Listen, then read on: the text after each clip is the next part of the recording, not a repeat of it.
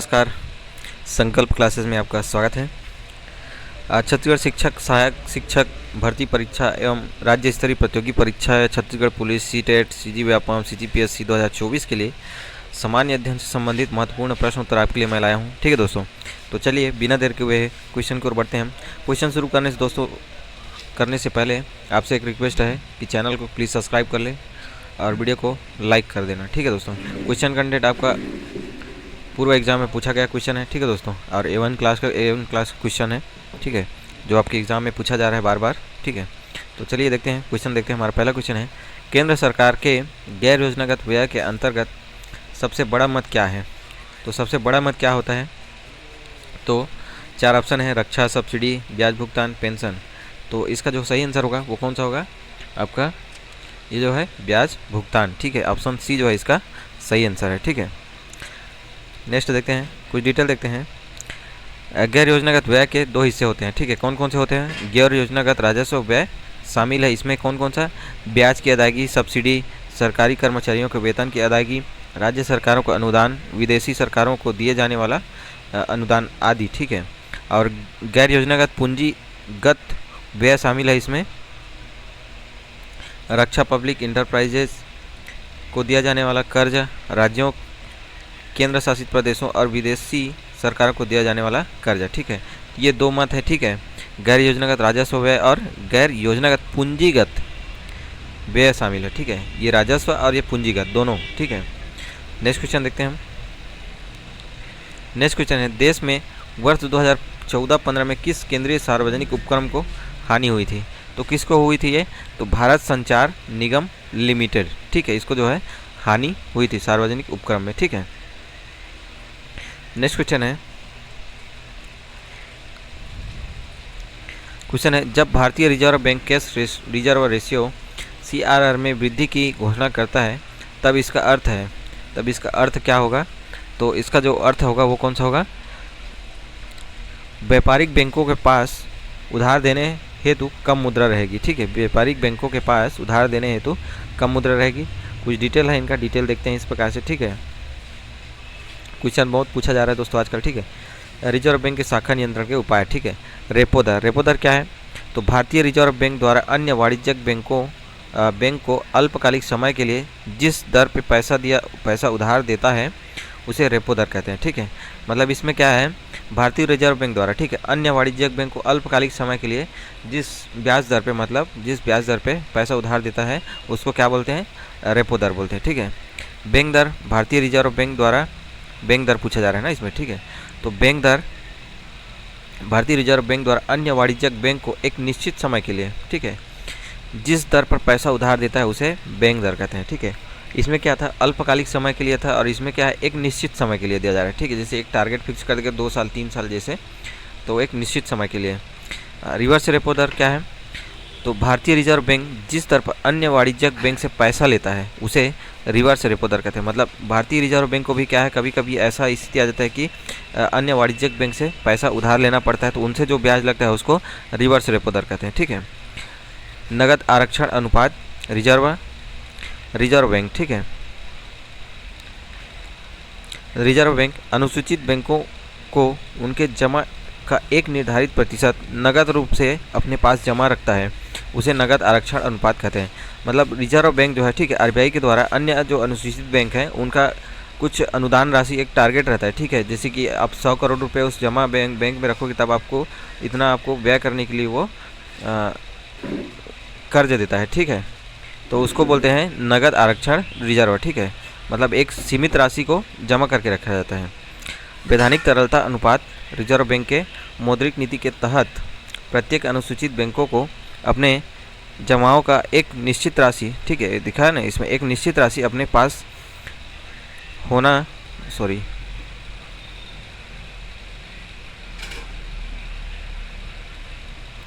सोना, विदेशी मुद्रण पत्र या नगद रूप में रखना होता है, उसे वैधानिक तरलता अनुपात कहते हैं। ठीक है दोस्तों, नेक्स्ट देखते हैं। नेक्स्ट क्वेश्चन है अपना, निम्नलिखित को कालक्रमिक आधार पर विन्यास करें। तो इसको कालक्रम मतलब कब कब इनका वो हुआ है उनको रखना है इसको। ठीक है, तो इसका जो सही पहला कौन सा रहेगा, तो सबसे पहले हुआ था आरबीआई का अपना राष्ट्रीयकरण, ठीक है। तो 3 कौन कौन में है, तो 3 सी में है और ए में है, तो ये दोनों क्या हो गया, एलिमिनेट हो गया इस प्रकार से, ठीक है। तो और दूसरा क्या हुआ था, एसबीआई का राष्ट्रीयकरण हुआ था, ठीक है। इसमें जो है आरबीआई का जो है राष्ट्रीयकरण 1 जनवरी 1949 को हुआ था और एसबीआई का जो है राष्ट्रीयकरण 1 जुलाई 1955 को हुआ था, ठीक है। तो 2 इसमें आ गया। और फिर क्या हुआ था, फिर उसके बाद हुआ था एलआईसी का राष्ट्रीयकरण, ठीक है, जो 19 जनवरी 1956 को, ठीक है। तो 4 हो गया, ठीक है, 4 भी आ गया। और फिर 14 प्रमुख बैंकों का राष्ट्रीयकरण, तो ये कब हुआ था, 14 प्रमुख बैंकों का, तो ये 19 जुलाई 1969 को हुआ था। तो इस प्रकार से ऑप्शन ए जो है इसका सही आंसर होगा, ठीक है दोस्तों, ये भी गलत हो जाएगा। नेक्स्ट देखते हैं, ये देख सकते हैं इनका डिटेल है। आरबीआई का राष्ट्रीयकरण जो है 1 जनवरी 1949 को हुआ था। एसबीआई का राष्ट्रीयकरण 1 जुलाई 1955 को, और ये इंपीरियल बैंक के राष्ट्रीयकरण कर एसबीआई नाम दिया गया था। पहले इसका क्या नाम था, इंपीरियल बैंक था एसबीआई का, ठीक है। एलआईसी का राष्ट्रीयकरण 19 जनवरी 1956 को। 14 प्रमुख बैंकों का राष्ट्रीयकरण 19 जुलाई 1969 को हुआ था। 6 प्रमुख बैंकों का राष्ट्रीयकरण जो है 15 अप्रैल 1980 को हुआ है। नेक्स्ट क्वेश्चन है, कौन सा दर्शन त्रिरत्न को मानता है। तो दोस्तों इस क्वेश्चन को विलोपित किया गया है। क्यों विलोपित किया गया है, क्योंकि जो बौद्ध धर्म है और जैन धर्म है ये दोनों त्रिरत्न को मानते हैं। तो कैसे मानते हैं, चलिए देखते हैं। चूँकि बौद्ध धर्म और जैन धर्म दोनों ही त्रिरत्न मानते हैं, अतः इस प्रश्न को विलोपित किया गया है। जैसे कि जैन धर्म त्रिरत्न साम्यक ज्ञान, साम्यक दर्शन और साम्यक चरित्र, ठीक है। तो ये जो तीनों हैं ये जैन धर्म से संबंधित है, ठीक है। और बौद्ध धर्म के क्या है त्रिरत्न, बुद्ध, धम्म और संघ, तो ये तीनों इसमें भी है। तो इस कारण इस क्वेश्चन को विलोपित किया गया है, ठीक है दोस्तों। नेक्स्ट क्वेश्चन है, क्षणिकवाद का प्रतिपादन किसने किया है। तो क्षणिकवाद का प्रतिपादन जो है किसने किया है, तो ये बुद्ध ने किया था, ठीक है। क्षणिकवाद का प्रतिपादन बुद्ध ने किया था, ठीक है दोस्तों। नेक्स्ट क्वेश्चन देखते हैं, अनात्मवाद सिद्धांत है, अनात्मवाद सिद्धांत है, तो ये बौद्ध दर्शन का, ठीक है, बौद्ध दर्शन का। तो चलिए देखते हैं कुछ डिटेल इनमें, ठीक है। जैन धर्म और बौद्ध धर्म से ये देख सकते हैं, जैन धर्म और बौद्ध धर्म में असमानताएं। तो इसमें असमानता क्या थी, जैन धर्म आत्मा पर विश्वास करती है और बौद्ध धर्म नहीं करती है, ठीक है।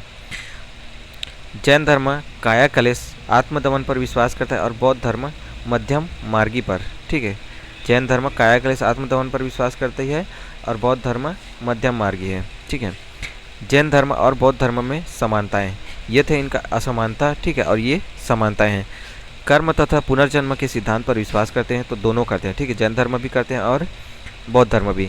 ब्राह्मण धर्म के विरोधी है, ठीक है।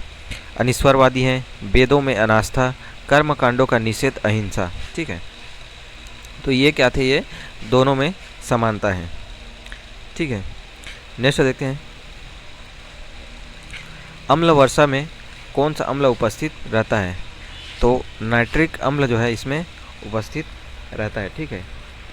नाइट्रिक अम्ल जो है इसमें उपस्थित रहता है। अम्लीय वर्षा का कारण यह है कि पृथ्वी के वायुमंडल में SO2 सल्फर डाइऑक्साइड और नाइट्रोजन सल्फाइड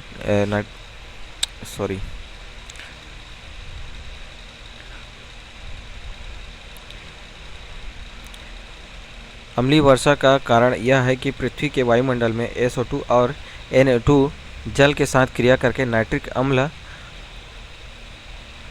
HNO3 और सल्फ्यूरिक अम्ल H2SO4 बनाते हैं, ठीक है। इस कारण से अम्लीय वर्षा होते हैं। निम्नांकित में से कौन सा उद्योग चूना पत्थर और मुख्य कच्चा माल के रूप में उपयोग करता है।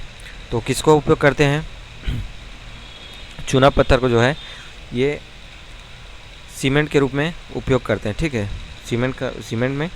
नेक्स्ट क्वेश्चन है,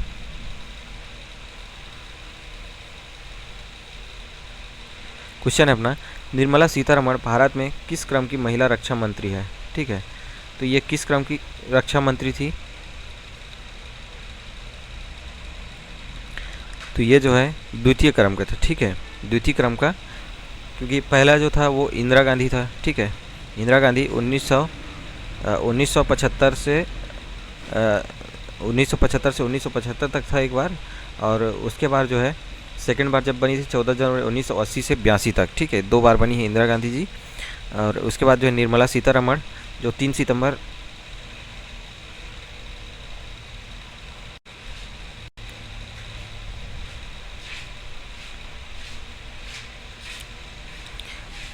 सितंबर 2017 और 19 तक था, ठीक है। नेक्स्ट क्वेश्चन देखते हैं हम। निम्नलिखित में से किस अधिनियम द्वारा ब्रिटिश ईस्ट इंडिया कंपनी का भारत में व्यापारिक एकाधिकार समाप्त किया गया? तो ये कब किया गया था? तो इसका जो सही आंसर है वो है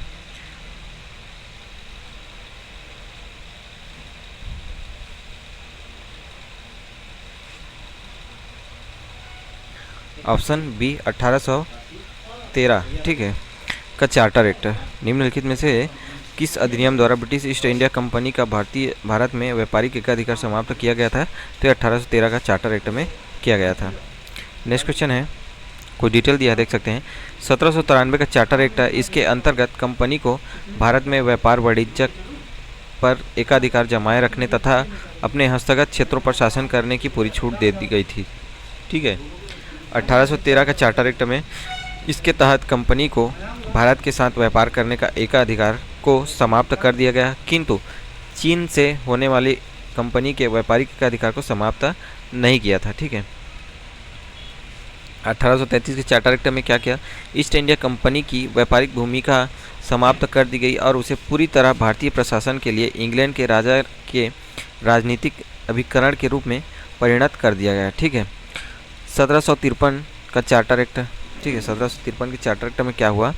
इसने ईस्ट इंडिया कंपनी के शासन को अनिश्चित काल के लिए नवीनीकृत कर दिया गया, ठीक है, अनिश्चित काल के लिए। तो ये था कुछ डिटेल इनका, ठीक है। नेक्स्ट क्वेश्चन देखते हैं। शिवाजी के अष्टप्रधान में निम्नलिखित अधिकारी थे, तो कौन कौन थे? मजूमदार थे, दबीर थे, वाकनीस थे, सुरनीस थे। तो किनको क्या क्या कहा जाता है? मजूमदार किसको बोला जाता है?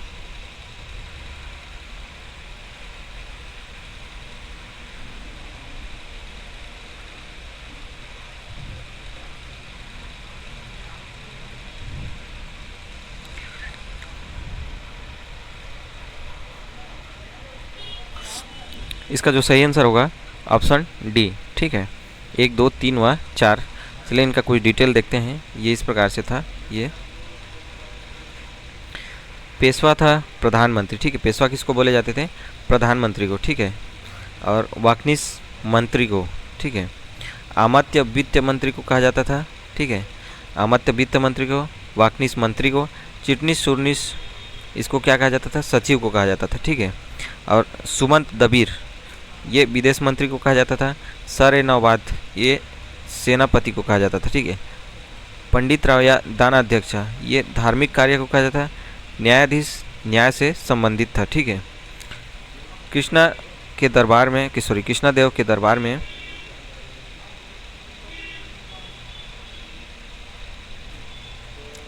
कृष्णादेव के दरबार में अष्ट दिग्गज रहते थे, जो 8 तेलुगु का विधेयक परिषद था।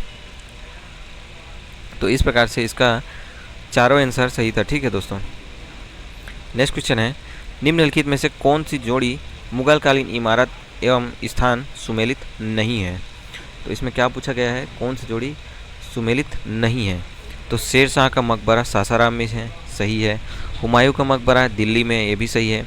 जहांगीर महल जो है ये आगरा में स्थित है, ठीक है, ये जो है ये गलत है। बाकी बुलंद दरवाज़ा फतेहपुर सिकरी, बीबी का मकबरा औरंगाबाद, ये भी सही है। इसमें देख सकते हैं जहांगीर महल का निर्माण अकबर ने कराया था और यह आगरे के किले में स्थित है। इस भवन में हिंदू और ईसाई वास्तुकला का बेहतरीन मिश्रण देखने को मिलता है। नेक्स्ट क्वेश्चन है, फसल और उसके सर्वप्रमुख उत्पादक राज्य के निम्नलिखित युग्मों में से कौन सा सही नहीं है? ठीक है, तो चावल जो है पश्चिम बंगाल में, गेहूं उत्तर प्रदेश में, कपास गुजरात में, राई और सरसों राजस्थान में। तो इस प्रकार से जो है इसका जो सही आंसर होगा कौन सा होगा? इनमें से कोई नहीं। ठीक है, ऑप्शन में ले लिया हूँ दोस्तों, क्योंकि चारों सही था इसलिए। नेक्स्ट क्वेश्चन है, निम्नलिखित में से कौन सी नदी घाटी गोंडवाना यूगिन कोयला के भंडार की दृष्टि से सर्वाधिक महत्वपूर्ण है? तो चार ऑप्शन है, सोन नदी घाटी, महानदी घाटी, दामोदर नदी घाटी और गोदावरी नदी घाटी। तो गोदावरी नदी घाटी ये कहाँ हो गया? तो अपना दक्षिणतम प्रायद्वीपीय क्षेत्र में आ गया, ठीक है। और दामोदर नदी घाटी जो है ये छोटा नागपुर क्षेत्र जो है इसमें, ठीक है, पश्चिम बंगाल वाले इलाके में बता है। तो ये जो इसका सही आंसर होगा, ठीक है दोस्तों, ऑप्शन बी। महानदी ये अपना बीच में आ गया और सोन नदी घाटी ये गंगा क्षेत्र में चला गया। नेक्स्ट क्वेश्चन है, ये देख सकते हैं, गोंडवाना यूगिन कोयला के भंडार की दृष्टि से दामोदर नदी घाटी सर्वाधिक महत्वपूर्ण है क्योंकि इसके घाटी के आसपास अधिक मात्रा में कोयला की प्राप्ति होती है। दामोदर नदी को बंगाल का शोक नदी कहा जाता है और इस नदी में भारत का प्रथम बहुउद्देशीय परियोजना DBC परियोजना स्थापित किया गया है, ठीक है दोस्तों। नेक्स्ट क्वेश्चन है, SP चटर्जी के भारत के प्राकृतिक विभागों की योजना स्कीम में महानदी बेसिन को महाद्वीपीय पठार के किस उप विभाग में रखा जाता है? तो ये कब किस विभाग में रखा जाता है इसको?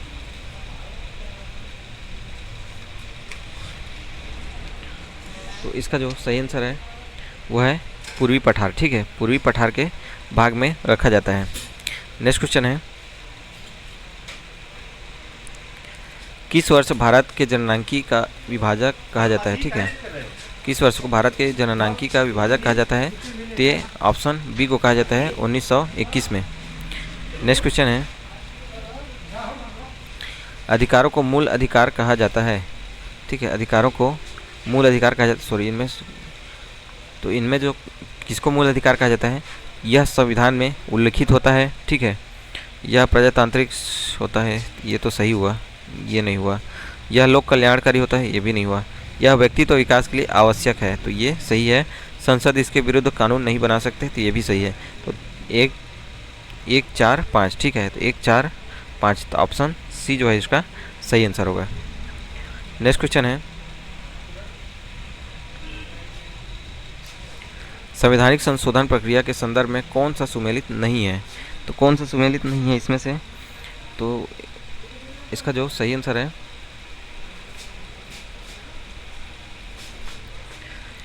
केंद्र और राज्य की कार्यपालिका शक्ति का विस्तार, ये तो सुमेलित है। सर्वोच्च और उच्च न्यायालय, ये भी सही है। राष्ट्रपति का निर्वाचन, ये भी सही है। राष्ट्रपति की योग्यता है, ये नहीं है, ठीक है। राष्ट्रपति के पद की शर्तें, ये भी नहीं है। राष्ट्रपति का कार्यकाल, तो ये भी नहीं है। बाकी केंद्र व राज्यों के मध्य विधायी शक्तियों का बंटवारा, संसद में राज्यों का प्रतिनिधित्व होता है, ये भी सही है। तो इस प्रकार से ऑप्शन डी जो है इसका सही आंसर है। नेक्स्ट क्वेश्चन है, निम्नलिखित में से क्या सही ढंग से समझता है कि भारत अल्प विकसित अर्थव्यवस्था है? तो इसका जो सही आंसर है वो कौन सा है?